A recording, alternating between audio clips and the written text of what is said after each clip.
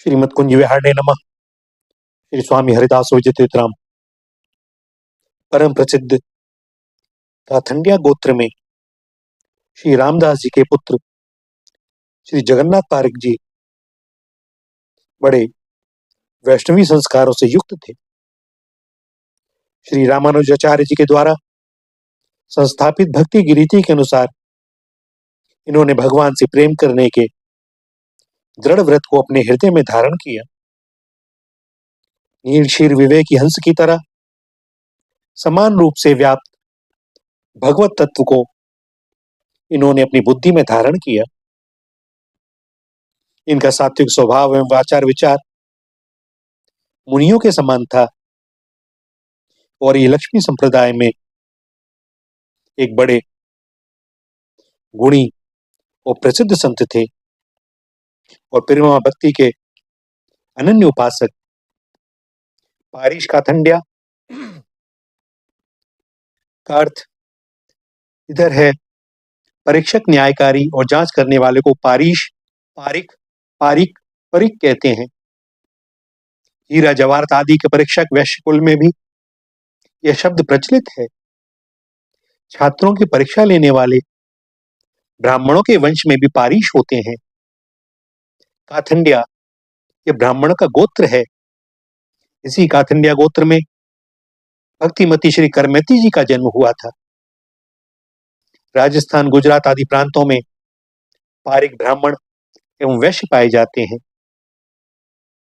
श्री संप्रदाय का मत है कि ज्ञान, ध्यान, उपासना आदि शब्दों का पर्यवसान भक्ति विशेष में ही है। प्रेम मिश्रित ध्यान ही भक्ति है। इसने पूर्वक बार बार ध्यान को ही विवेकी जन भक्ति कहते हैं। कर्म, ज्ञान, उपासना और शरणागति ये चार मुक्ति के साधन हैं। इनमें कर्म और ज्ञान भक्ति द्वारा मुक्ति में हेतु है, इसलिए कर्म को अंग और भक्ति को अंगी कहते हैं। भक्ति का सर्वश्रेष्ठ तात्पर्य प्रपत्ति से है। भगवान की प्राप्ति में भगवान ही साधन है। इस प्रकार की जो स्थिर बुद्धि है उसे ही साध्य भक्ति और प्रपत्ति कहते हैं। भगवदी अनुकंपा प्राप्त करने का सर्वश्रेष्ठ और सरल उपाय यही है। इसी को शरणागति कहते हैं। शरणागत को ऐसी प्रार्थना करनी चाहिए, हे प्रभु, मैं पिता, माता, स्त्री, पुत्र, बंधु, मित्र, गुरु, रत्न राशि, धन, धान्य, खेत और मोक्ष पद सहित संपूर्ण कामनाओं को त्याग कर समस्त ब्रह्मांड को आक्रांत करने वाले आपके दोनों चरणों की शरण में आया हूं। जो मेरे अनादि कर्मों के प्रवाह रूप से चली आ रही है, जो मुझसे भगवान के स्वरूप को छिपा लेती है, जो विपरीत ज्ञान की जननी है, जो अपने विषय में भोग्य बुद्धि को उत्पन्न करने वाली है, जो देह, इंद्रिय, भोग्य तथा सूक्ष्म रूप से स्थित रहने वाली है, उस देवी त्रिगुणमयी माया से मुझ दीनदास का आप उद्धार कीजिए। मैं आपका दास हूं, किंकर हूं और आपकी शरण में आया हूं। हे भगवान, मन, वाणी और शरीर के द्वारा अनादिकाल से अनेकों न करने योग्य कर्मों का करना, करने योग्य कर्मों का न करना भगवान का अपराध, भगवत भक्तों का अपराध और भी जो अक्षम्य अनाचार रूप नाना प्रकार के अनंत अपराध मुझसे हुए हैं, उनमें जो प्रारब्ध बन चुके हैं अथवा जो प्रारब्ध नहीं बने हैं, उन सभी पापों का तथा जिन्हें मैं कर चुका हूं और जिन्हें कर रहा हूं और जिन्हें करने वाला हूं, उन सबको आप क्षमा कर दीजिए। श्री वेदांत देशिक ने अधिकार संग्रह में लिखा है कि प्रपन्नों को छोड़कर अन्य लोगों को भगवान मुक्ति नहीं देते, अतः भगवत शरण में जाना ही सबके जीवन का कर्तव्य है। श्री वैष्णव अपने समय को 5 भागों में बांटकर निरंतर भगवत उपासना में लगे रहते हैं। पहला, अभिगमन काल। कर्मणा मनसा वाचा जप ध्यान और अर्चन के द्वारा भगवान के सम्मुख रहना। दूसरा, उपदान काल पूजा के लिए फल पुष्प और नैवेद्य आदि का संग्रह करना। तीसरा, इज्जिया भगवत विग्रह की सेवा करना। चौथा अध्याय, भक्ति शास्त्रों का श्रवण, मनन, पठन, पाठन और उपदेश। और पांचवा है योग, अष्टांग योग का अनुष्ठान। इस प्रकार भक्ति और प्रपत्ति से प्रसन्न होकर भगवान ही मुक्ति वैकुंठ पर प्रदान करते हैं। तिलक, मुद्रा, छाप, नाम, माला, कंठी और मंत्र, ये वैष्णवों के 5 संस्कार हैं और वैष्णवता के हेतु हैं। जिस प्रकार पृथ्वी, जल, अग्नि, वायु और आकाश, ये 5 तत्व सृष्टि के कारण हैं, इनके बिना सृष्टि नहीं हो सकती, उसी प्रकार पंच संस्कारों के बिना वैष्णवता संभव नहीं।